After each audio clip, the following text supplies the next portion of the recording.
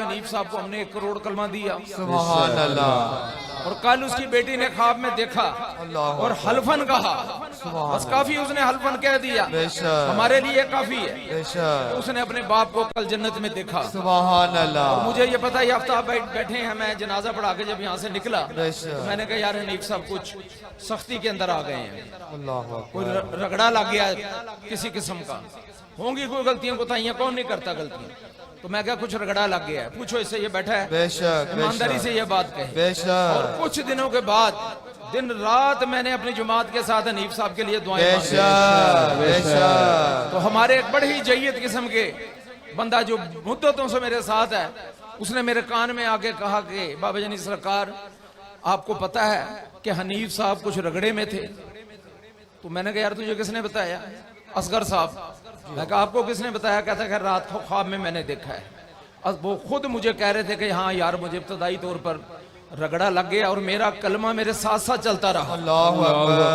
ٹھیک ہے، لیکن آج بابا جانی سرکار اور میری جماعت کی باتیں میرے حق میں قبول ہو گئی ہیں۔ سبحان اللہ۔ نعرہ تکبیر، نعرہ رسالت، نعرہ حیدری، حضرت سخی سلطان بابا جانی سرکار اللہ والے، حضرت سخی سلطان بابا جانی سرکار اللہ والے، حضرت سخی سلطان بابا جانی سرکار اللہ والے۔ ہزار ہمیں علم ہو، 1000 باتوں کا بتاؤ، اللہ اکبر۔ لیکن جب کوئی ایسی بات سامنے آتی ہے تو دل ہل جاتا ہے اور خود بھی بندہ حیران ہوتا ہے۔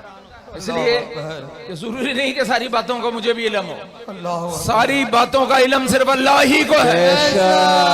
ہمیں تو اتنا علم ہے جتنا اللہ بتا دیتا ہے، یا جتنی محنت کی ہے، یہ جو بھی ہمارا علم کیفا ہے، جو بھی رزلٹ ہمارے پاس اب تک آیا ہے۔ اللہ اکبر۔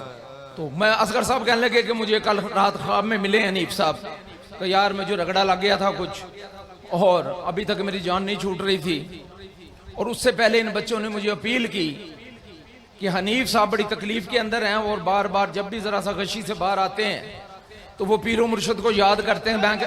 تو میں نے کہا کہ میں اپنی ٹیم کو لے کر ہسپتال آ رہا ہوں، مجھے بتاؤ ہسپتال کون سا؟ سبحان اللہ۔ بے شک ایسے ہی ہو جی، بے شک سب کے سامنے ہوئی بات ہے۔ بے شک۔ میں نے وہاں دونوں ہاتھ اٹھا کر ایک دو رب کے سامنے آنسو بہا کر اللہ اکبر۔ پروردگار سے کہا کہ میرے پروردگار عالم، ٹھیک ہے انسان ہے، دنیا میں پیدا ہوا ہے، ہر طرف دکھ ہیں، تکلیفیں ہیں، رنج ہے، اولادیں ہیں، بیٹیاں ہیں، غلطیاں ہوتی ہیں، لیکن دیکھ اس نے کس عزت کے ساتھ تیرے کھیل کو نبھایا ہے۔ اللہ اکبر۔ اگر تجھے اس کی یہ محنت قبول ہے، کہاں سے چلتا تھا کہاں یہ پہنچتا تھا، اللہ اکبر۔ اور جب مسجد بنی تو اس نے اس میں بھی حصہ لیا۔ میں بھی چند باتیں کی تو اللہ گواہ 40 سال لگائے میں نے ان کاموں میں۔